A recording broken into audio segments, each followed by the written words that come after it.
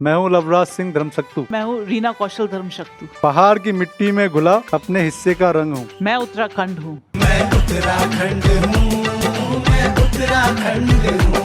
Presented by Alora's Melting Moments since 1953. मैं Everest वैसे 11 बार गया हूँ, सक्सेस हुआ मैं 7 बार। एक्चुअल जर्नी यदि आप कहेंगे माउंटेनियरिंग में, तो एज ए पोर्टर मैंने जर्नी शुरू की थी, क्योंकि इतना पैसा आपके पास नहीं था। रिमोट एरिया से आता हूँ और बोना से मुनस्यारी रोड है 35 किलोमीटर पैदल। पिथौरागढ़ में मैं किराए में रहता था, फिर कॉन्ट्रैक्ट लेता था लेबलिंग करने का, फाउंडेशन डालने का, ऐसे छोटे छोटे काम। एक इंस्टीट्यूट खुल रहा है मुनस्यारी में, Pandit Nain Singh survey mountaineering training institute, उधर मैं ओएसडी हूँ। United Nations they want to highlight women in adventure, तो उन लोग ने मेरे को इनवाइट किया था। पंडित नैन सिंह रावत एक भारतीय होने के नाते, एक उत्तराखंडी होने के नाते जो योगदान था पूरे वर्ल्ड में, उन्होंने सबसे पहले तिब्बत का नक्शा बनाया, उन्होंने ब्रह्मपुत्र का खोज किया, उसको धीरे धीरे हम लोग भूल गए। तो आप तो वैसे भी पहाड़ चढ़ते रहते हैं, मैडम भी बाहर ही रहती हैं, घर पे कौन रहता है?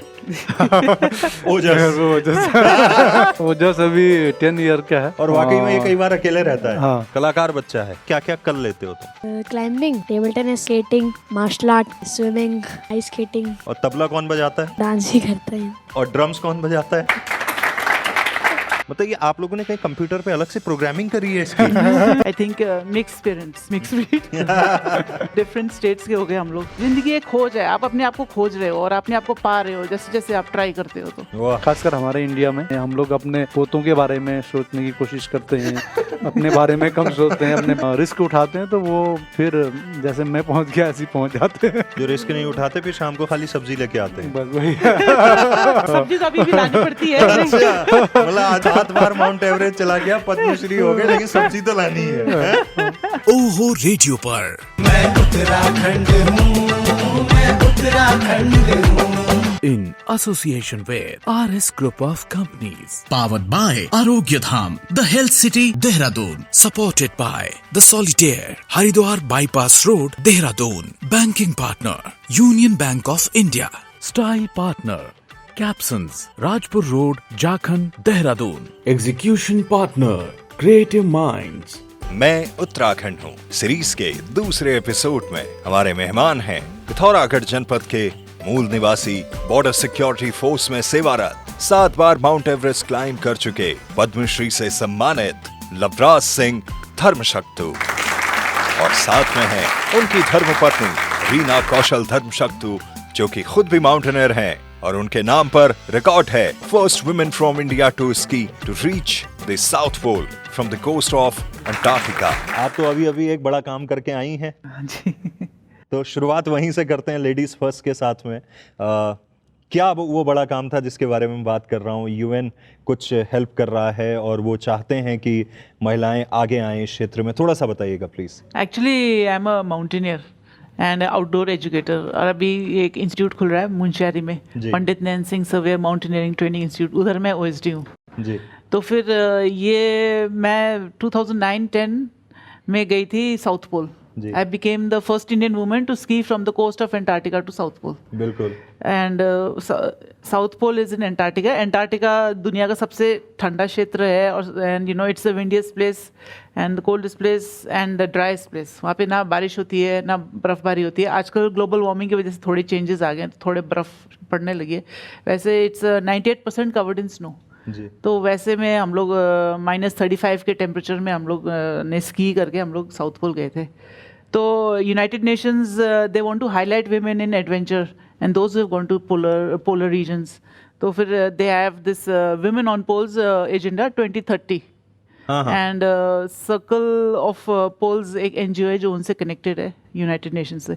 सो उन लोग ने मेरे को इनवाइट किया था ग्रीनलैंड में, एक शिप का क्रूज था, तो वहाँ पे I was highlighted and I shared my experiences how it is to be a woman exploring the polar regions. क्या बात है, एक बार जोरदार तालियां हो जाए। लवराज सर, एक मासूम सा सवाल। आमतौर पे जनरली नहीं, आमतौर पे ऐसा माना जाता है कि आदमी जो है काम पे निकलता है, तो आप तो वैसे भी पहाड़ चढ़ते रहते हैं, मैडम भी बाहर ही रहती हैं, घर पे कौन रहता है? ओजस।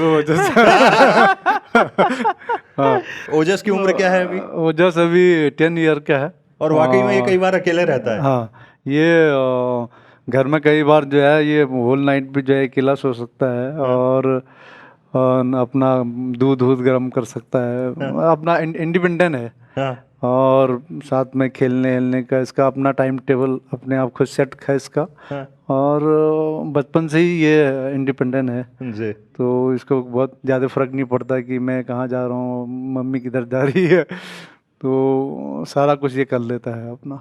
वाह ओजस, तुम्हें देख के मेरे को एक वो पहले ऐड आता था ना, एक ओफो घर के सारे काम मुझे ही करने पड़ते हैं सफाई भी, शॉपिंग भी। एक बार ओजस के लिए ताली हो जाए भाई। ओजस तुम इधर तो आओ, एक बार जरा हाई तो करो सबको, इधर आओ, हाई बोल दो ठीक है बैठो जी। तो सर आपके पास आ रहे हैं, जब मैं आपके बारे में जानकारियां, हमारा परिचय बहुत सालों से है और मैं इकट्ठा कर रहा था, मेरे को किसी ने बताया, बल्कि जग्गूदा हमारे बॉम्बे में रहते हैं, कन्याल जी कह रहे थे कि आज तो ठीक है पद्मश्री है, 7 बार माउंट एवरेस्ट है, वावाई है, बीएसएफ में है, लेकिन एक समय ऐसा था जब पिथौरागढ़ में छोटी सी जगह पे कॉन्ट्रैक्ट लेने से शुरुआत हुई थी। क्या था वो, ज़रा बताइए तो। मैं एक तो बहुत रिमोट एरिया से आता हूँ जी। ग्राम बोना, तहसील मुंशियारी, पिथौरागढ़ डिस्ट्रिक्ट में है। और बोना से मुंशियारी रोड है 35 किलोमीटर पैदल है। तो उस ज़माने में मुंशियारी आना जो है बहुत बड़ी बात होती थी कि 2 दिन लगते थे मुंशियारी आना, वापस आने में 2 दिन लगते थे। बकरियों में, घोड़े में सामान आता था, तो उन खासकर बकरियों में भी सामान आता था, 7-8 दिन लगते थे जाना आना। तो वो वहाँ से बाहर निकला और कुछ बड़ा हुआ, और जब हाई स्कूल किया मैंने, उसके बाद मुझे लगा कि मुझे कुछ अपने आप ही अपने फैमिली का भी हेल्प करना चाहिए और ख़ुद भी अपने आप को खड़ा करना चाहिए। तो ये माउंटेनियरिंग का थोड़ा सा पता लगा, और फिर पिथौरागढ़ में मैं किराए में रहता था, एक छोटा सा रूम था मेरा, वहाँ पे रहता था। तो फिर कॉन्ट्रैक्ट लेता था लेबलिंग करने का, फाउंडेशन डालने का, ऐसे छोटे छोटे काम। उस ज़माने में 90s की बात है, ये 92-94 की बात है। तो 5,000 10,000 का कॉन्ट्रैक्ट लेके मकान के लिए लेबलिंग करना या फिर फाउंडेशन डालना, ये यहाँ से शुरू किया मैंने। 2-4 लेबर लगा के वो काम शुरू करता था, साथ में अपना पढ़ाई भी कंटिन्यू था। तो उसमें मैंने अच्छा मेरा चल रहा था। फिर मैंने फिर जब कोर्सेज किए, फिर इधर उधर से माउंटेनियरिंग के लिए ऑफ़र आने लगे। फिर एक मेरा दोस्त था, उसने उस काम को संभाला, और मैं फिर अपना फुल टाइम जो है फिर माउंटेन फील्ड में आ गया। तब तक मेरा ग्रेजुएशन भी हो गया था। तो ये तब यदि मैं तब की बात करूं तो पिथौरागढ़ एक ऐसा डेवलप हो रहा था सिटी वो, और लोगों को मैं बोलता था उस टाइम ना कि भाई आपके पास 400 गज का ज़मीन है या 800 गज का ज़मीन है, 1 बीघा ज़मीन है, आप ना रोड वाला एरिया को छोड़ दो, पीछे बनाओ, और दाएं बाएं का थोड़ा छोड़ो। 3 फीट रोड जो है गवर्नमेंट का है, पैदल दिया हुआ, और 2 फीट आप छोड़ेंगे, 2 फीट आप छोड़ेंगे तो चौड़ा हो जाएगा। आने वाले टाइम में उसमें आप गाड़ी खरीदोगे, आने वाले टाइम में तो गाड़ी निकलेगी। तो लोग उस टाइम बोलते अरे धर्मसक तो आप मकान बनाना मुश्किल हो रहा है, आप गाड़ी की बात कर रहे हो। भाई आज तो मकान बनाए, 10 साल बाद आप गाड़ी खरीदोगे। तो ये 2016-17 में मैं जब दोबारा पिथौरागढ़ एक पैराग्लाइडिंग के लिए गया था, तो कुछ लोग मेरे को वहाँ पे मिले। तो उन्होंने तब ये बात उन्होंने रियलाइज़ किया, और उन्होंने बोला अरे धर्मसक तो देखो उस टाइम ने मैं आपने ये चीज़ बताई थी, और आज मैं रियलाइज़ कर रहा हूँ कि हमने जगह छोड़नी चाहिए थी। तो इतने में एक और मिले जिनका मैंने फाउंडेशन डलवाया था। वो बोला कि मैं उस मोड़ पे गाड़ी खड़ी करता हूँ तो आए दिन लोग साइड का मिरर तोड़ देते हैं, कोई स्क्रैच कर देता है। और दूसरे ने बोला कि मैं 700 रुपये में जो है गैरेज ले रखा है, तो जबकि मेरे पास था और मैं नहीं कर पाया। तो वो चीज़ें मेरे को अब लगता है कि तब थोड़ा सा गवर्नमेंट की तरफ से कुछ अपने लोगों की अपनी सोच की उससे जो है यदि सड़क और वो बनाते, तो मैं समझता हूँ कि पिथौरागढ़ एक बहुत अच्छा हिल स्टेशन बनता। आज भी अच्छा है, लेकिन वही है कि रोड बहुत कंजेस्टेड हो गया, जाम बहुत लग जाता है। तो पहाड़ का एक हम लोगों का सोच भी है, आप कहीं पे भी देखना पीछे जगह छोड़ा होगा, आगे रोड से चिपका रखते हैं हम लोग, ये हमारा पहले से ही है पहाड़ों में खासकर। तो वही वही उसी चीज़ ने पिथौरागढ़ को एक अच्छा हिल स्टेशन बनने से जो है रोका। अदरवाइज मैं समझता हूँ उत्तराखंड में पिथौरागढ़ जैसी खुला जगह, छोटे छोटे टापूज भी हैं और उस हाइट पे उस हाइट पे व्यूज बहुत अच्छा है, ऑप्शन बहुत सारे हैं उसमें। सामने नेपाल बॉर्डर भी है, बहुत सारे ऑप्शन थे, लेकिन उस ऑप्शन को हमने क्लोज कर दिया है। सिर्फ ढंग से मैपिंग नहीं हो पाई, ढंग से उसको हमने प्लानिंग नहीं कर पाए। ये एक सोशल रिस्पॉन्सिबिलिटी वाली बात भी है जो सर बताना चाह रहे हैं। मैम ने एक जिक्र किया अभी पंडित नैन सिंह रावत का। आज तो हम गूगल के ज़माने में हैं, जहाँ गूगल मैप से हम रास्ते ढूंढ लेते हैं। उस ज़माने में तो गूगल का जी भी नहीं था, लेकिन उस ज़माने में वो पैदल चल के वहाँ तक पहुँच गए, और वो उनका कंट्रीब्यूशन एक भारतीय होने के नाते, एक उत्तराखंडी होने के नाते आप क्या समझते हैं? मेरे ख्याल से हम लोग उनको ना, उनका जो योगदान था उनका, पूरे एक तरफ से देखा था पूरे वर्ल्ड में, उन्होंने सबसे पहले तिब्बत का नक्शा बनाया, उन्होंने ब्रह्मपुत्र का खोज किया। बहुत उस जमाने में देखा जाए तो बहुत बहुत बड़ा वो एक जो है सर्वेयर थे, और उसको धीरे धीरे हम लोग भूल गए। आज तो मेरे ख्याल से बहुत ही कम लोग उनको जानते हैं, और उनकी पीढ़ी को यदि आज देखा जाए तो बहुत ही दैनिक स्थिति है। जिस आदमी ने इतना बड़ा काम किया, और उस आदमी का 4th 5th जनरेशन जो है, संविदा में भी नहीं कहूँगा मैं, उसी इंस्टीट्यूट में काम करे, तो दुर्भाग्य की बात है। जिस आदमी को नेशनल जोग्राफिकल अवार्ड मिला सबसे पहले, और सर्वे ऑफ इंडिया में कभी आप जाएंगे तो वहाँ पे म्यूजियम में उनका सारा डाटा लगा हुआ है उनके, और उन्होंने जिससे मैपिंग किया था वो सारा इंस्ट्रूमेंट है।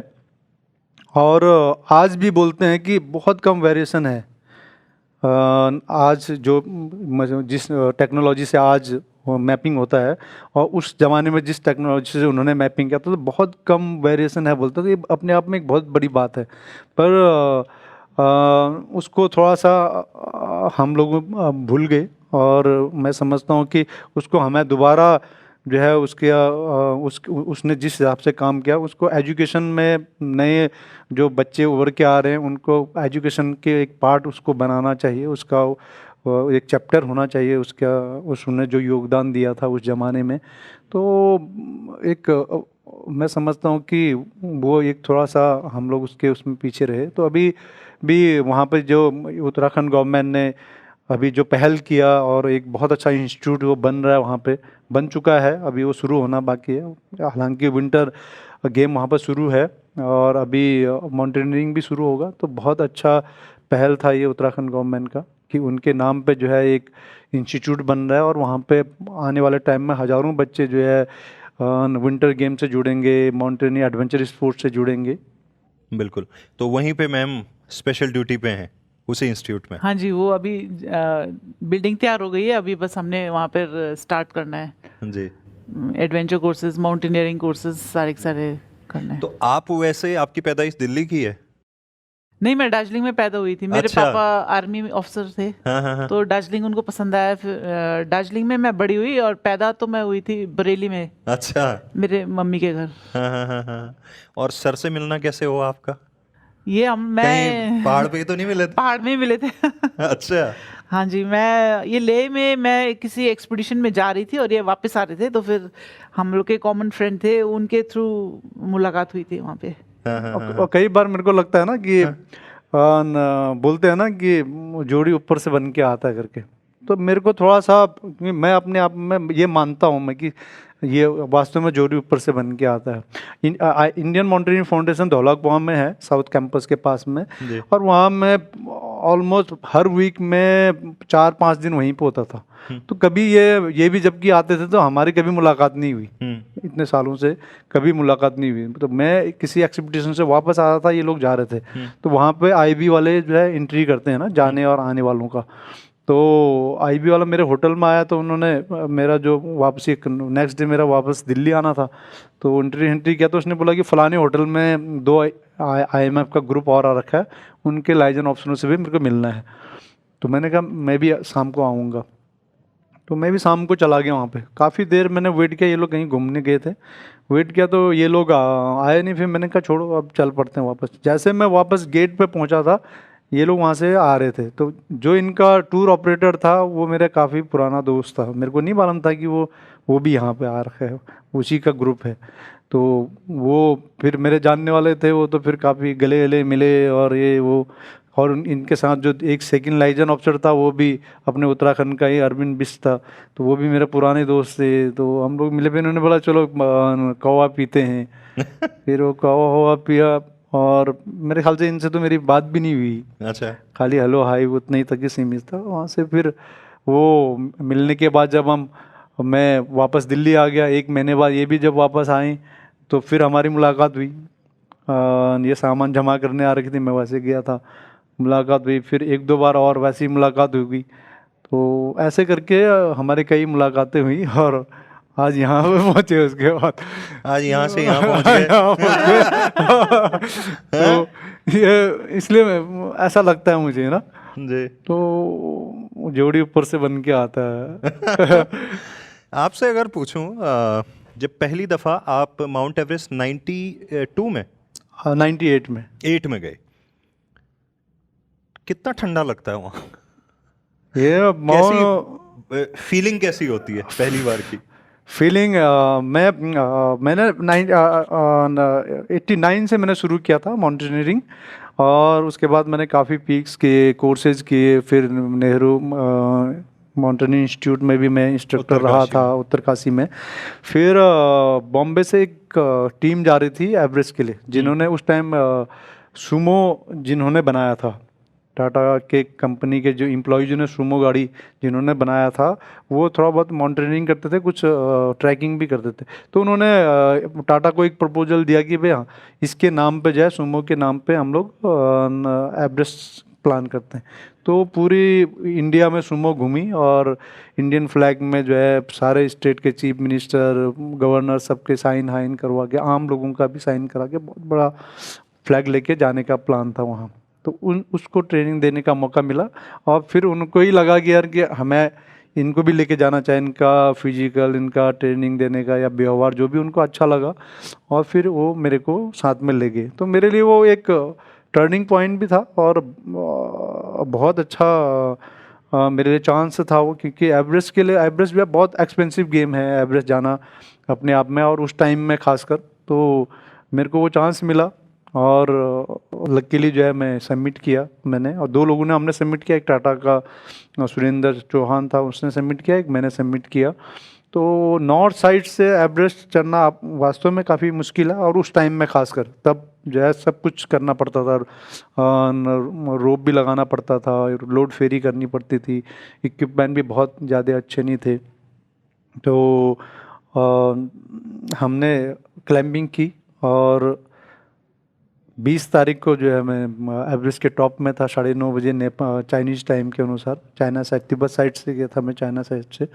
और वो एक्सपीरियंस कहेंगे तो मैंने बोला ना कि मैं, वो टर्निंग पॉइंट था मेरे लिए वो। और बहुत बहुत सारी चीज़ें मैं जब सबमिट करने के बाद, जब मैं नीचे सेफ जोन में पहुंच गया, तो मैं तब तक तो जब आप टॉप में होते हैं फर्स्ट बार खासकर, तो आपको कुछ ज़्यादा याद नहीं होता, क्योंकि आप थोड़ा सा डरे भी होते हैं, बहुत ज़्यादा आप दाएं बाएं देख भी नहीं पाते हैं, प्लस हवा बहुत तेज़ है, ठंड तो है ही, -20-25 डिग्री माइनस रहता है टेम्परेचर, और पहली बार है, और दूर दूर तक आपको माउंटेन दिखता है, और टाइमिंग का भी आपको कैलकुलेशन करना होता है। तो तब इतना वो नहीं, जब आप थोड़ा नीचे आते तब आप सोचते हैं उस चीज़ के बारे में, ये ऐसा ऐसा गया था मैं, ये था वो था। तो वो मेरे लिए एक मतलब उसको उस फीलिंग को एक्सप्लेन करना बड़ा मुश्किल है।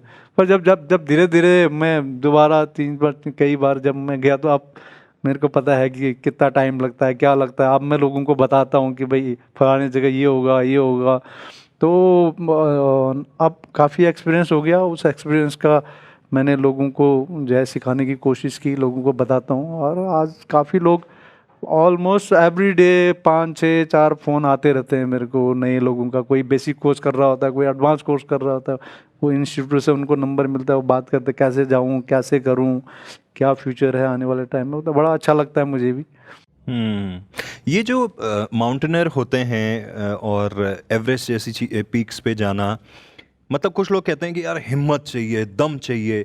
जैसे मैं ये समझना चाह रहा हूँ, अंडरस्टैंड करना चाह रहा हूँ कि मेरे को ध्यान है एक बार मैं बीर बिलिंग गया पैराग्लाइडिंग करने, तो ठीक हो गया, ऊपर उड़े, सामने वहाँ धर्मशाला के वो दिख रहे थे। तो मैंने पूछा ये सामने क्या है, उसने कहा ये।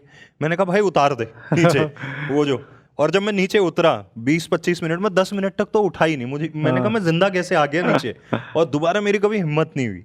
लेकिन ये जो क्या चाहिए होता है, करेज, अंदर से क्या वो भावना होती है जो कहती नहीं एक बार और, चलो 2 हो गया फिर तिबारा, ये कैसे?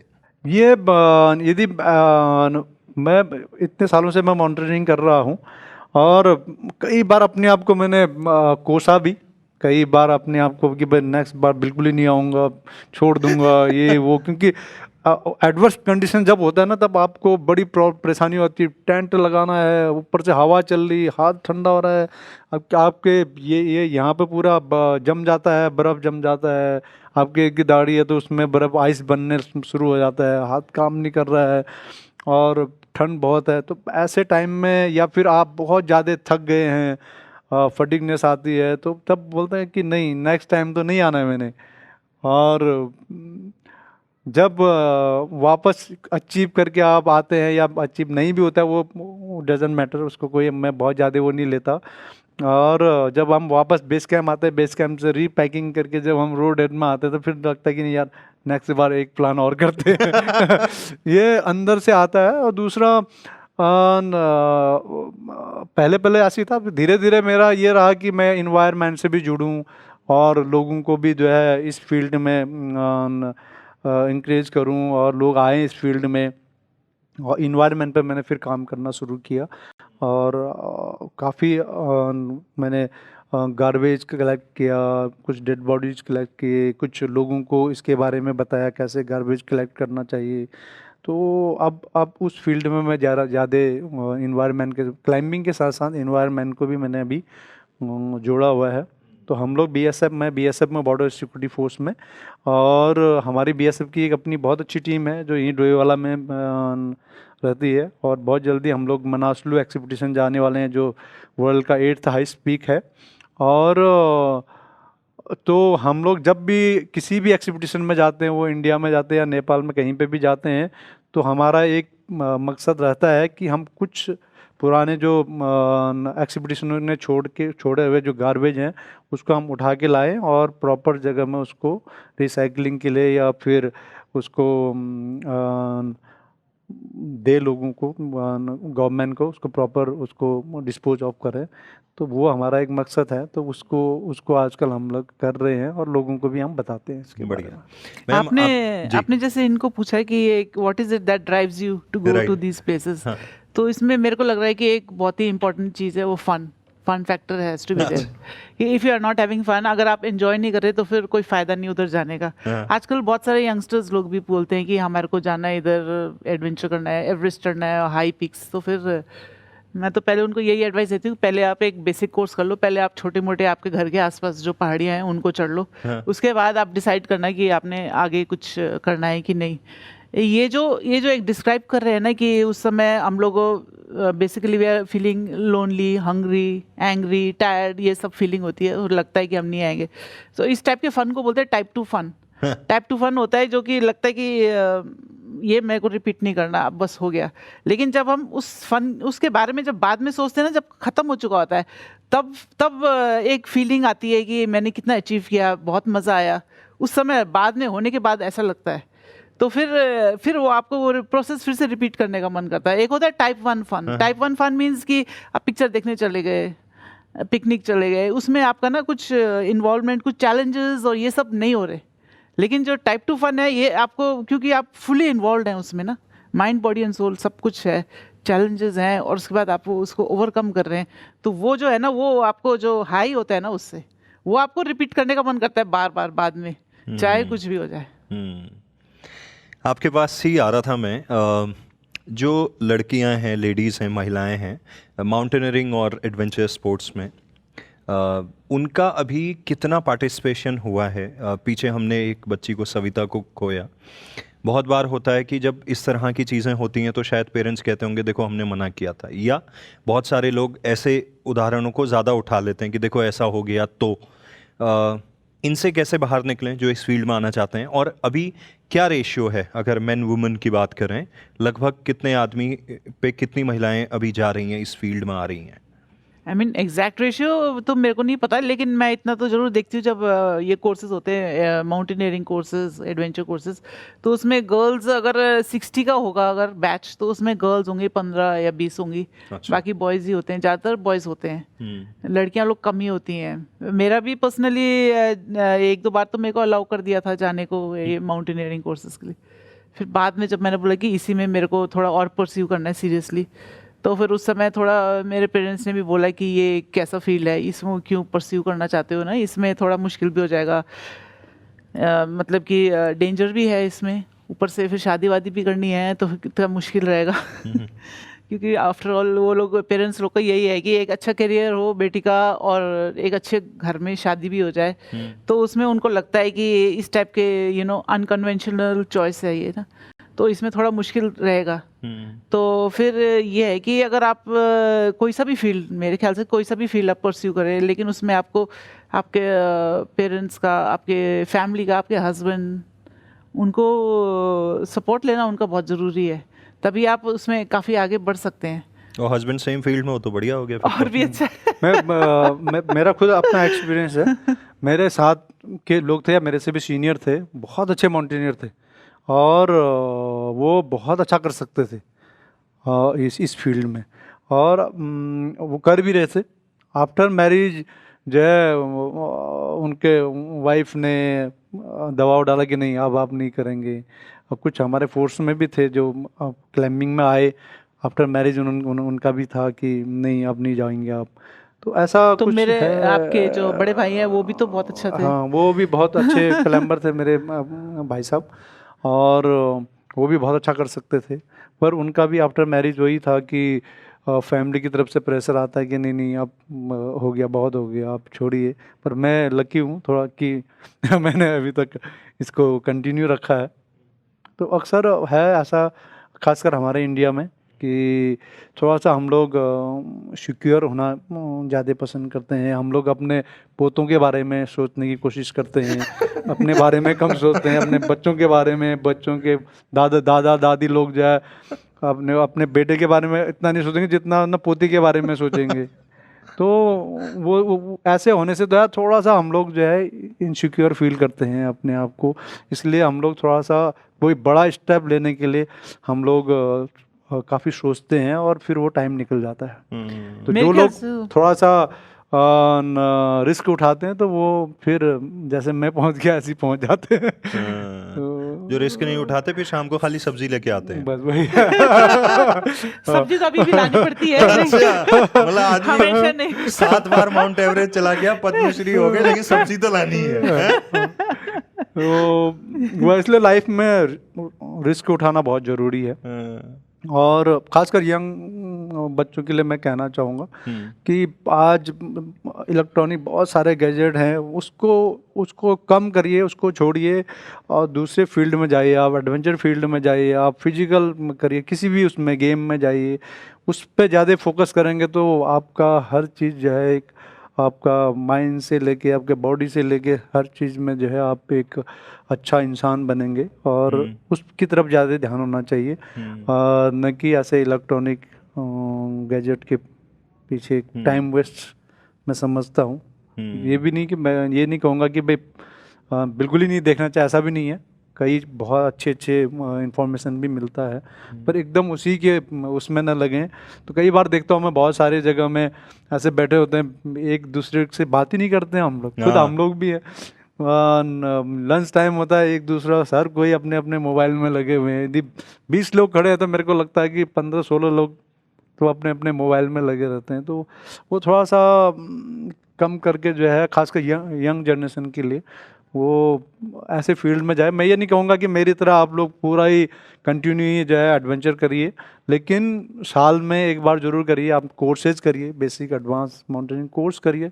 उससे आपको एकदम, आप जब 28 दिन 26 दिन का जो माउंटेनियरिंग कोर्स है वो यदि आप करके वापस आते हैं ना, तो आप लोग अपने आप में चेंज महसूस करेंगे। आपके घर वाले, आपके फ्रेंड सर्कल में जितने लोग हैं ना, वो भी बोलेंगे यार ये चेंज आ रहा है, चेंज नज़र आ रहा है इस पे। बिल्कुल ही चेंज नज़र आएगा, आपको खुद तो फील होगा ही होगा, आपके जानने वाले भी महसूस करेंगे उस चीज़ को। खासकर मदर फादर तो मेरे को कई लोगों का फ़ोन आता है कि आपने वहाँ सीट करवा दिया और वो करके आ गया तो पूरा ही चेंज हो गया हो। तो आजकल बोलते हैं लोग, आता है फ़ोन लोगों का। नहीं, और आपने अच्छी बहुत बात है। वैलिड पॉइंट बोला। इसी में एक चीज़ मैं ये जानना चाह रहा हूँ, आप दोनों से ही मेरा ये सवाल है। आजकल आपने बात करी गैजेट्स की, मोबाइल की, इंटरनेट की, ये सारी चीज़ें, एक फितूर और छाया हुआ है लोगों पे, उनको सिर्फ सफल होना है लाइफ में। मतलब मोटिवेशनल वीडियोस भी देखो, वो आपको सिर्फ सक्सेसफुल होना बताते हैं। वो शायद वो फेलियर या कभी वो जो एहसास होता है, जैसे आप क्लाइंब करते होंगे, आप जाती हैं, कई बार नहीं हो पाता होगा, लेकिन उसकी भी अपनी जर्नी, अपनी स्टोरी होती है, उसका भी अपना एक मोमेंट होता है, उससे भी लर्निंग होती है। तो ये सफल होना ही लाइफ में क्या इम्पोर्टेंट है, या फिर हर चीज़ सफलता के इतर भी हम उसको देख सकते हैं? कैसे आंसर करेंगे इसको? मेरे ख्याल से जब हम ऐसे मोबाइल में या इंटरनेट से या फिर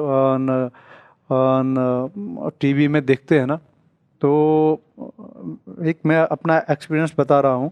ओली में था, मैं स्कीइंग कर रहा था, तो कुछ दिल्ली के बच्चे भी आ रखे थे, तब मेरे एज के थे वो भी उस टाइम में, और वो लोग भी स्कीइंग के लिए आए था। उन्होंने सिर्फ टीवी में देख के वो आए थे कि भाई टीवी में तो बड़ा सुन जा रहा आदमी ना, मैं भी ऐसे ही जाऊँगा।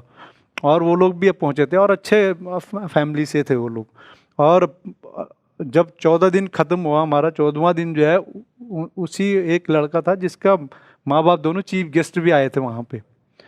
तो उनकी जब मैं आया, स्की डाउन करके आया, तो मैं फिर साइड में आ गया। उसके बाद उनकी माँ इतना एक्साइटेड थी कि मेरा बेटा, अब मेरा उनका नाम अभी में ध्यान नहीं आ रहा, बोला अब वो आ रहा होगा, अब वो आ रहा होगा, ऐसा उनका वो एक्साइटेड थे। लेकिन उस लड़के ने कभी फर्स्ट डे जब आया तो उसने यही बोला था कि अरे टीवी में तो मैंने कुछ और ही देखा था, यहाँ तो सब बहुत ही मुश्किल है, ये तो करना बड़ा मुश्किल है करके। अब वो स्की उठा के आके ऊपर, उस टाइम ओली भी इतना ज़्यादा डेवलप नहीं था, वहाँ पे एक छोटा सा कैंटीन था, तो उस कैंटीन में वो अपना स्की रख देता था, और वहाँ पे कुछ उस टाइम में कुछ जूस वूस नए नए चले हुए थे, टेट्रा पैक वाला, वो पीता था, वहाँ बैठे रहता था वो, और उसने किया ही नहीं कभी। और नीचे जब 14वां दिन में उसकी माँ बहुत एक्साइटेड थे, तो उसने तो किया ही नहीं था, तो कहाँ से आना था उसने। तो बाद में उनको काफ़ी बुरा लगा उन लोगों को। तो वो जो कुछ भी करना है उसको मेहनत से आप करेंगे तो उसका फल ज़रूर मिलेगा। जिस फील्ड में जाना है आपने, उस पर फोकस करना बहुत ज़रूरी है, और उस चीज़ पे आपको पूरा तन मन धन लगा के यदि आप उस चीज़ पे काम कर रहे हैं तो वो चीज़ मिलेगा आपको। और इन केस नहीं भी मिलता है तो कोई ज़्यादा फर्क नहीं पड़ता उससे, क्योंकि आपने जो कुछ उस मेहनत करके वो किया, वो आपका कहीं ना कहीं दोबारा काम आने वाला है दूसरे फील्ड में। तो इसलिए जो है वहाँ पे स्टॉप ना करके आप दूसरे फील्ड को चुन सकते हो, उसमें ज़रूर आपको सक्सेस मिलेगा। इसलिए जो है अपने आप को हताश नहीं होना है, निराश नहीं होना है। आजकल के खासकर यंग बच्चे, ऐसे ऑप्शन बहुत सारे हैं। यदि आपने एक फील्ड में आपने मेहनत कर रखी है, तो उसमें यदि किसी कारण से सक्सेस नहीं भी मिलता है, तो वही मेहनत जो है आपको दूसरे फील्ड में आपको हेल्प करेगा, और वो ज़्यादा अच्छा आपको उठाएगा। मैम, आप कैसे कमेंट करना चाहेंगी इस हाँ, पे? मेरे को भी लगता है सक्सेसफुल होना या अनसक्सेसफुल होना तो ये तो होता रहता है। और एक्चुअली क्या है कि जो लोग अनसक्सेसफुल होते हैं ना, बड़े बड़े एम्बिशन, ये गोल्स वगैरह में, उन लोग को ज़्यादा याद रखती है दुनिया। जैसे कि अब स्कॉट थे, ये साउथ पोल जा रहे थे, तो ये नहीं जा पाए पहले, और इनका काफ़ी लोग मर गए। और उससे पहले रॉल चले गए, रॉल एमंडसन, ये साउथ पोल पहले चले गए, दक्षिण ध्रुव। तो लेकिन आजकल की भी इनको, स्कॉट को ज़्यादा याद रखते हैं लोग, because they love tragic heroes, the world loves tragic heroes. और अगर जैसे देखा जाए, ये 1924 ना, मैलरी एंड अर्विंग, ये 2 माउंटेनियर्स थे दुनिया के बहुत ही फेमस, बहुत ही सक्सेसफुल यंग एंटरप्राइजिंग माउंटेनियर्स। ये लोग गए थे माउंट एवरेस्ट। तो दुनिया की एक ये बहुत ही बड़ी रहस्यमय बात है कि ये लोग ऊपर पहुँचे कि नहीं पहुँचे, टॉप तक, माउंट एवरेस्ट के ऊपर तक पहुँचे कि नहीं, ये भी एक मिस्ट्री है है। आज तक। लेकिन वापसी में ये दोनों मर गए। और फिर इनको भी बहुत याद करते हैं, बल्कि बाकी माउंटेनियर्स से ज़्यादा ये लोग को ज़्यादा याद करते हैं। ये लोग सक्सेसफुल थे नहीं थे पता नहीं, but you know it was a big tragedy. और मेरे ख्याल से तो अनसक्सेसफुल होना भी, आपको अनसक्सेसफुल होने से आपको पता चल जाता है कि आपको ये फील्ड में जाना है कि नहीं जाना है। शायद कुछ और ही है आपके लिए, कुछ और भगवान ने सोच रखा है, या आपकी एबिलिटीज़ क्वालिफिकेशंस कुछ और आपको कहीं और पुकार रही हैं। तो ट्राई तो करते रहना चाहिए। अनसक्सेसफुल सक्सेसफुल, ये इसी से तो आप सीखोगे कि ये अगर आप सक्सेसफुल हो गए तो आपको लगेगा कि हाँ, जैसे कि मैं पहली बार जब मैं वो पीक चढ़ी थी तो फिर मुझे लगा कि पहले मेरे को डाउट था कि मैं करना चाहती हूँ नहीं चाहती, लेकिन मेरे को इट वाज कॉलिंग मी ना, अननोन, ये चीज़ें अननोन जगह मेरे को बुला रही थी। तो मैं गई और फिर मैं उसमें सक्सेसफुल रही। पहला स्टेपिंग स्टोन था मेरा। फिर मेरे को लगा कि हाँ, ये तो बड़े मज़े आ रहे हैं, इसको और करती हूँ। फिर और करते करते आहिस्ते आहिस्ते चलते रहे, आगे आगे बढ़ते रहे। और कुछ लोग थे मेरे साथ जो कि बेस कैंप में ही रह गए। जो हमारा जो बेसिक माउंटेनियरिंग था, बेस कैंप से आगे बढ़े ही नहीं, और बढ़े कि कभी भी नहीं आएंगे वापस, हमने कुछ और सोचा था। लेकिन उनको वो है कि उनको पता चल गया कि ये नहीं करना, हमने कुछ और करना है। तो वो एक जिंदगी एक खोज है, आप अपने आप को खोज रहे हो और अपने आप को पा रहे हो जैसे जैसे आप ट्राई करते हो। तो वाह, जिंदगी एक खोज है भाई, तालियां। ये बढ़िया लाइन दे दी आपने। तो अब कुछ सवाल हमारे ऑडियंस यहाँ पे बैठी हुई है, उनके कुछ क्वेश्चंस ले लेते हैं। एक बार जरा माइक आप पहुंचा दीजिए।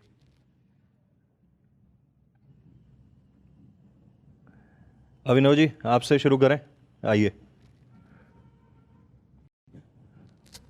ये दून डिफेंस ड्रीमर्स करके एक इंस्टीट्यूट है, वहाँ पे अभिनव जी हैं, पढ़ाते भी हैं, उनके बच्चे हैं।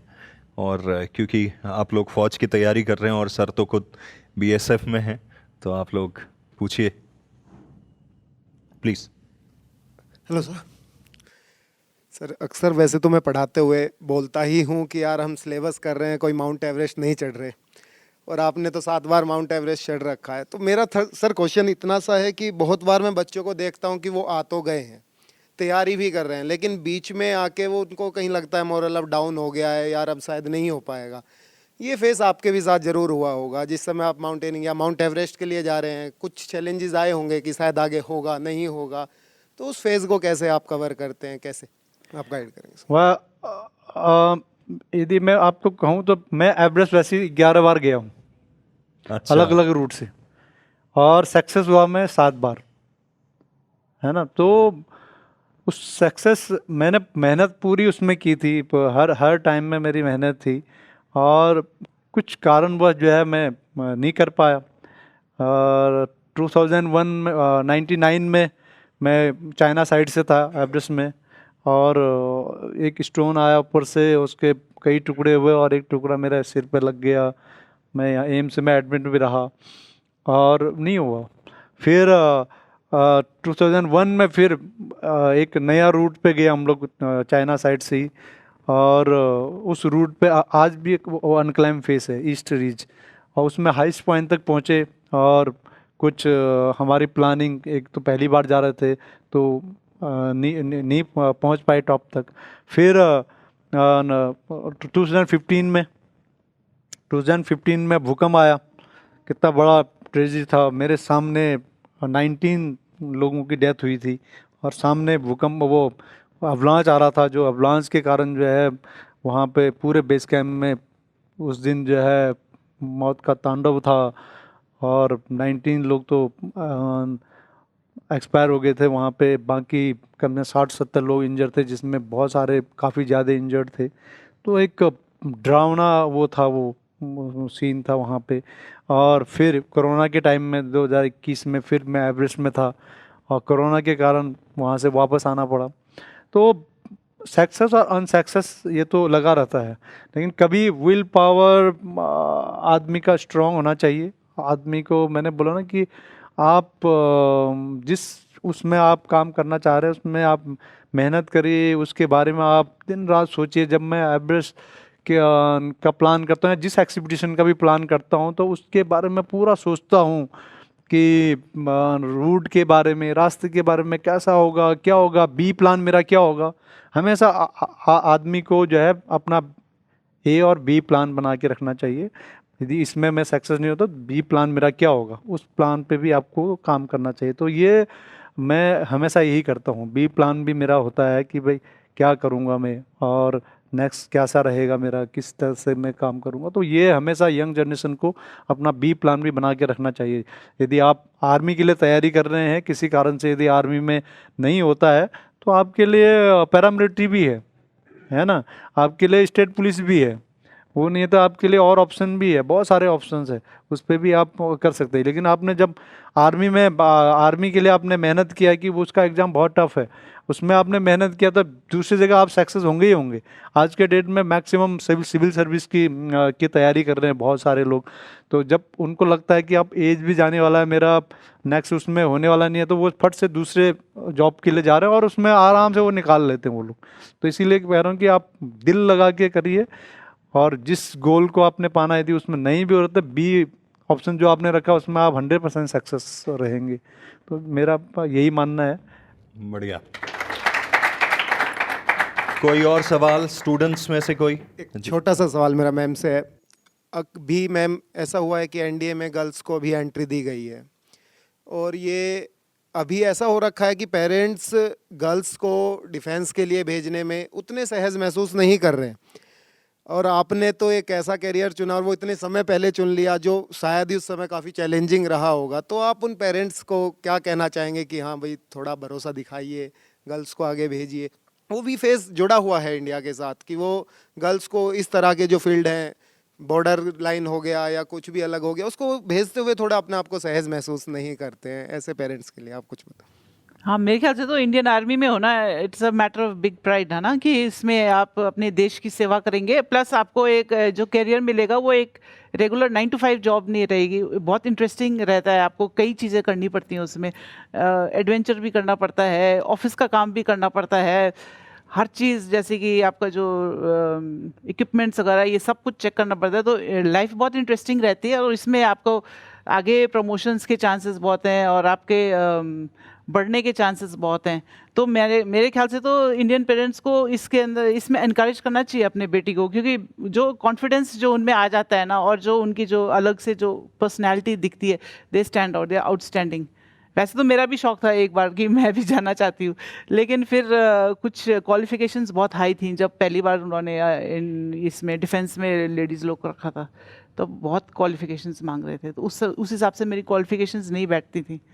फिर भी लेकिन मेरे को एडवेंचर फील्ड में जाने को मिल गया, तो थोड़ा बहुत वो किया जो मैं करना चाहती थी। बढ़िया जी, आप पूछना चाहते हैं प्लीज। सर मेरा सवाल ये है कि आपने कहा 2 प्लान होने चाहिए, ए और बी। सर अब जो ए नहीं होता है, तो सर जब बी में जाता है, सर जो मोरल डाउन होता है कि ए नहीं हुआ, बी कैसे होगा सर? मोरल जो डाउन होता है सर, उसको कैसे हैंडल करें, उसको कैसे टैकल करें? देखो, मैंने वही बोला ना, सिविल सर्विस के लिए जो तैयारी करता है, वो बाद में जब दूसरे जॉब के लिए जब वो करता है, उसके लिए काफ़ी इजी हो जाता है, क्योंकि उसने इतनी मेहनत कर रखी है आगे। उसमें किसी कारण से इंटरव्यू में रह गया या किसी मेरिट में रह गया, कई होते हैं इस तरह। तो हमारे आजकल खासकर जो सिविल सर्विसेज में उनका एज बार है या फिर किसी कारण से नहीं हो पा रहा है, उनको लग रहा है कि नहीं हो रहा है, वो आप पैरामिलिट्री फोर्स की तरफ बढ़ रहे हैं, और बहुत सारे लोग आ रहे हैं पैरामिलिट्री में। तो पैरामिलिट्री का एग्ज़ाम और सिविल सर्विस के एग्ज़ाम में काफ़ी डिफरेंट है। तो वो इजीली जो है यहाँ पे अपना निकाल सकता है। और यही मैंने बोला कि आपको विल पावर तो रखना ही पड़ेगा, आपको अपना डिटर्मिनेशन रखनी पड़ेगी, अपनी आदतों को जो है, जो आपने फोकस उसमें किया था वो फोकस तो आपको रखनी पड़ेगी। क्योंकि कंपटीशन आज के ज़माने में बहुत ज़्यादा कंपटीशन हो गया, खासकर हमारे इंडिया में बहुत ज़्यादा कंपटीशन हो गया। लोग, हर कोई चाहता है कि मैं गवर्नमेंट जॉब में जाऊं और गवर्नमेंट जॉब करूं, तो कंपटीशन बहुत है। जैसे अभी आपने भी देखा है कि MBBS करने के लिए या इंजीनियरिंग करने के लिए लाखों लोग एग्ज़ाम दे रहे हैं, और सीट हमारे पास बहुत कम है। मेरे ख्याल से 20 लाख लोग एग्ज़ाम देते हैं और 70,000 80,000 सीट है, कंपटीशन बहुत ज़्यादा है। इसलिए मैंने बोला कि बी प्लान आपका होना चाहिए और फोकस तो आपको करनी पड़ेगी। कंपटीशन वहाँ पे भी होगा, लेकिन यह कि आपको फिर भी काफ़ी इजी होगा। और जहाँ फोर्स की बात है, क्या वो स्टेट पुलिस में है या फिर सेंट्रल आर्म फोर्स में है या फोर्स में है, तो यहाँ पे यदि आपका होता है, जिसका भी होता है, तो वो बहुत अच्छी बात है। खासकर गर्ल्स हैं आजकल इंट्रोड्यूस कर दिया है, तो लोगों को बढ़ चढ़ के जाना चाहिए। और मैं समझता हूँ कि पूरा एडवेंचरस लाइफ है, पूरा इंडिया आप देखते हैं आजकल, तो फॉरेन में भी जाते हैं, कांगो भी जाता है, तो पूरा वर्ल्ड आप देखते हैं। और बोलते कि फौजी को यदि पूछेंगे आप कि भाई आप कौन सा स्टेट में गए हैं, वो बोलेगा हर स्टेट में गया हूँ। कौन से शहर में गया, शहर में बेशक न गया हो, वो स्टेशन पार तो किया होगा उसने, है ना। तो यहाँ से यदि आसाम गुवाहाटी जाता है तो कितने स्टेशन आते हैं बीच में, तो बोलता हाँ मैं प्रयागराज भी गया हूँ, मैं कलकत्ता भी गया हूँ, गुवाहाटी भी पहुँचा हूँ। तो वो सब कुछ देखने को मिलता है, अलग अलग कल्चर आपको देखने को मिलता है। तो बहुत अच्छा ऑप्शन है यंग लोगों के लिए यदि आप फोर्स को चुनते हैं। बाकी उसमें भी आप यदि जाते हैं तो आजकल बहुत सारे ऑप्शन है आपके पास, खाली उस चीज़ को आप फोकस मत करिए, आप थोड़ा सा प्राउड होके चलिए। और भी बहुत सारे ऑप्शन आपके पास है जिससे कि आपका फिजिकली आप फिट रहेंगे, है ना। तो इसलिए एडवेंचर में या फिर और स्पोर्ट्स में भी अपना उतना ही योगदान रखिए, ज़्यादा भी नहीं तो अपने फिटनेस के लिए। बढ़ गया मेरे ख्याल से जी, प्लीज़। हाँ, मेरे ख्याल से तो plan A B C D E F बहुत सारे प्लान्स हो सकते हैं। आजकल दुनिया में इतने सारे ऑप्शंस हो गए हैं, बहुत सारे ऑप्शंस हैं, लेकिन एक सेल्फ अवेयरनेस एक क्वालिटी है। सेल्फ अवेयरनेस मतलब अपने आप को जानना, ये बहुत ज़रूरी क्वालिटी है। आपने अगर जान लिया कि ये है मेरे को आर्मी में ही ज्वाइन करना है, आर्मी नेवी एयरफोर्स में, तो उसके बाद आप उसी पे पूरा का पूरा फोकस रहेगा। प्लस आपकी थिंकिंग भी, सुबेरे आप जब उठते हैं बिस्तर से, और बिस्तर से निकलते नहीं है लेकिन थोड़ा सा आप स्लीप में, सेमी स्लीप में हैं, तो उस समय आप इमेजिन करिए कि आप ऑफिसर बन चुके हैं, आपने यूनिफॉर्म पहन रखी है, और ये सब बहुत ज़रूरी है। कुछ भी हो जाए, कैसे बने क्या बने ये मत सोचो, लेकिन आप इमेजिन करो कि आप जो आपका गोल था वो हासिल हो चुका है। तो फिर उसमें जो आपकी थिंकिंग है ना, उससे बहुत फ़र्क पड़ता है। पॉजिटिवली आप सोचो हमेशा ही कि नहीं हुआ तो क्या होगा ये सब। लेकिन अगर बाई चांस अगर ऐसा नहीं हुआ तो आपका एक तो लर्निंग प्रोसेस रहेगा आपको कि आपको क्या चाहिए, और ऊपर से फिर बहुत सारे आजकल ना ऑप्शंस बहुत सारे हैं, और you can keep it as a hobby कि ये सब मेरे को शौक है करने का, क्योंकि मैं आर्मी इसलिए ज्वाइन करना चाहती हूँ। तो उसमें आप वो हॉबी में भी आप रख सकते हैं वो, लेकिन आपका फोकस जो है उसमें आप be clear about it and think about it कि मैं हो गया हूँ। ये मत सोचो कि ऐसे कर रहा हूँ वैसे कर रहा हूँ, मैं बन चुका हूँ, वैसे करके सोचो और उसी तरफ रखो, तो आई एम श्योर कि आपको सफलता मिलेगी। तो किसी और का कोई सवाल है? अच्छा, मैं इंट्रोड्यूस कराना चाह रहा हूँ मोहित जी को। आप लोगों ने देखा होगा, ये एरीज है अपना, क्या कहते हैं, मुक्तेश्वर में, तो वहाँ पे पोस्टेड हैं। थोड़ा सा आप अपने बारे में प्लीज़ सर को। नमस्कार सर, आपका जीवन हम सब के लिए प्रेरणा है। तो मेरा परिचय बहुत छोटा सा है, नाम मोहित जोशी है। एरीज आर्यभट्ट प्रेक्षण विज्ञान शोध संस्थान एक ऑब्जर्वेटरी है जिसमें टेलीस्कोप्स लगी हैं, उससे हम नाइट स्काई को देखते हैं। तो मैं खुशी से कह रहा हूँ कि आज की तारीख में हमारे संस्थान के पास भारत देश का सबसे बड़ा ऑप्टिकल टेलीस्कोप लगा हुआ है। Very good. ये KBC में भी गए थे, जरूर आएंगे, आपके पास आएंगे। आप आइए मेरे पास, और मैं चाहता हूँ आप आएँ, क्योंकि आप जैसे लोग ना हमें सीख देते हैं। तो ये एक छोटा सा मेरा परिचय था, एक छोटा सा परिचय काव्य भाई ने दे दिया मेरा आपको। मेरा प्रश्न ये था आपसे कि आपने 90s में आप बता रहे थे कि पिथौरागढ़ जो कि हमारा एक दूरस्थ क्षेत्र है, आज उस समय भी दूरस्थ था और आज भी उसके कई हिस्से दूरस्थ हैं।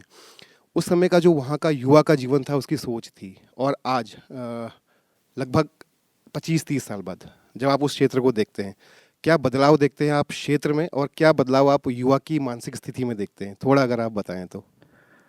अभी तब जो है युवा काफ़ी, मैं कहूँगा कि तब जब बिंदास होते थे, बिंदास थे लोग ना, कोई बहुत ज़्यादा जॉब के पीछे भी नहीं भागते थे, मेहनत बहुत करते थे सभी लोग, बहुत ज़्यादा वो नहीं रखते थे कि भाई हो गया ठीक है, नहीं होगा दूसरा ऑप्शन तीसरा ऑप्शन, ये भी था। बहुत ज़्यादा ऐसे वो नहीं सोचते थे। अब अपना हर चीज़ में उनका फोकस होता था, गेम भी खेलते थे, और स्कूलों में जो एक्टिविटीज़ होता था वो एक्टिविटीज़ भी में भी भाग लेते थे और फुल एंजॉय भी करते, पढ़ाई के टाइम में पढ़ाई भी करते थे। और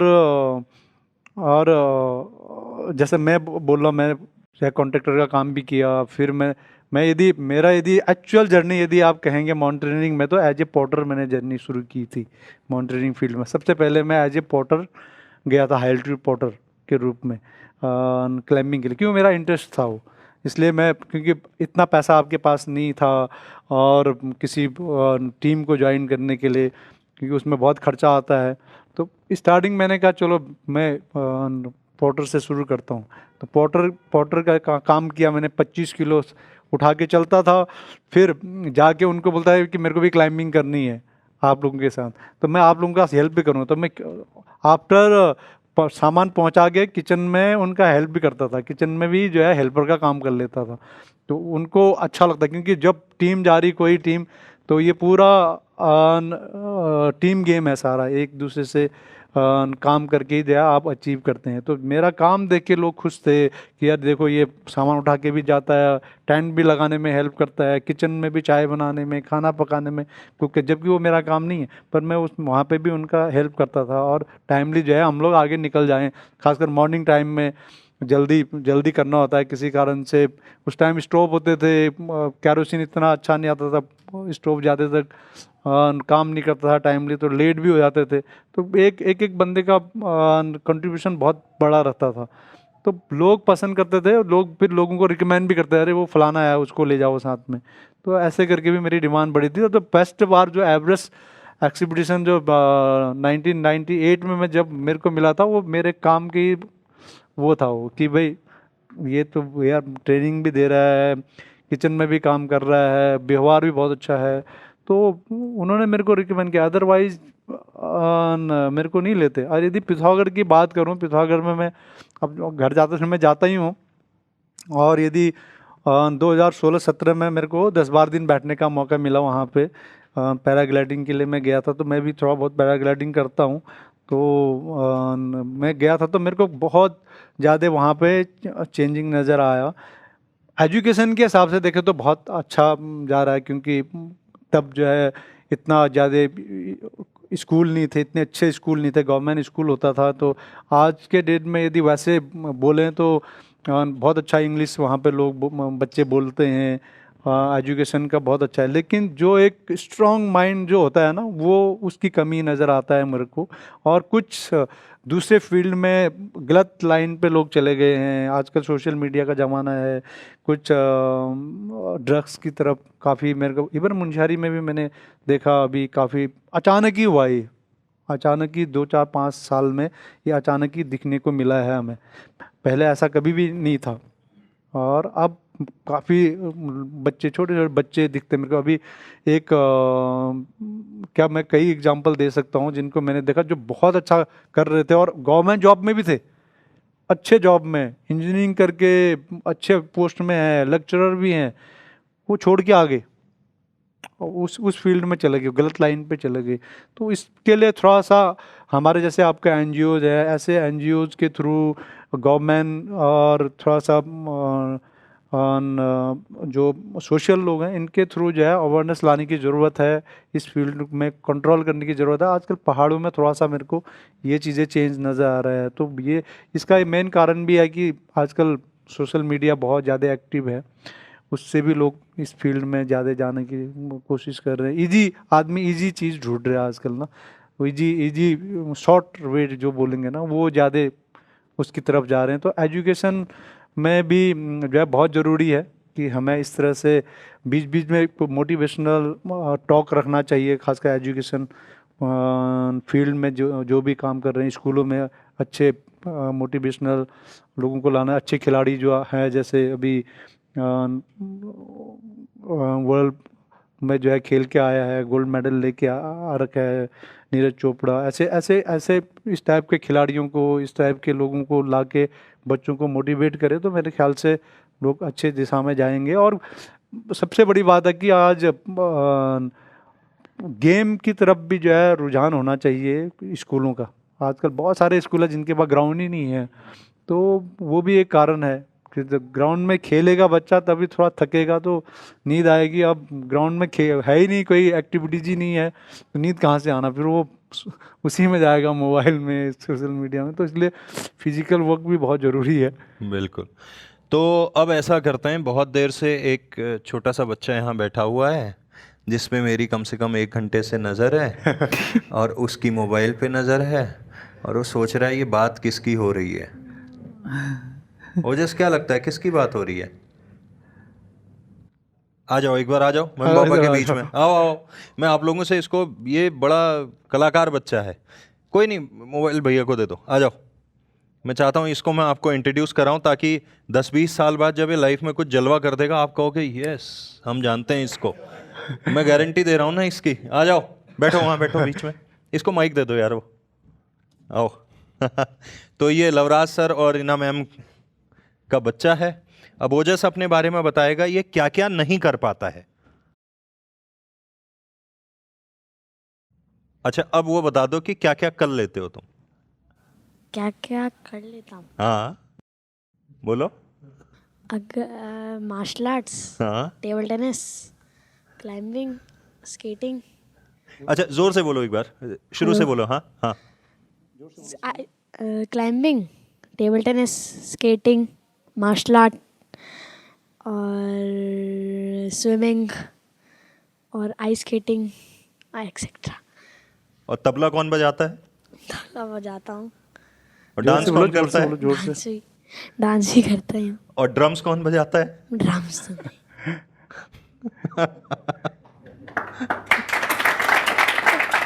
ये क्या है मतलब? ये मतलब जैसे किसी में एक गुण होना अलग बात है, मतलब ये आप लोगों ने कहीं कंप्यूटर पे अलग से प्रोग्रामिंग करी है इसकी कि ये क्या है इसके साथ है? ये बचपन से ये काफ़ी एक्टिव था और समझे था नहीं। काफ़ी हर चीज़ में ना इसको जल्दी कैच कर लेता है ये। तो छोटे से ही जो है रॉक में चढ़ना, स्कीइंग करना, फिर रोलर स्केटिंग, उसके बाद बहुत सारे जो मार्शल आर्ट, ये खुद अभी जो है वो क्या बोलते हैं उसको, जो डंडी घुमाते हैं,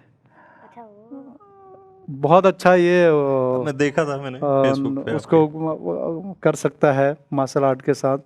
और ये अपने आप ही करता है, जो भी करता है। हमने कोई बहुत ज़्यादा इसको वो नहीं, इसने बोला मेरे को तबला सीखना है, मैंने कहा ठीक है। तबला लाया और एक ट्रेनर रख दिया और इसने तबला शुरू कर दिया और अच्छा तबला बजाने लगे। ऐसी और चीज़ भी है। स्कीइंग में इसको स्कीइंग करना है, मनाली ले गए और स्कीइंग करना शुरू किया।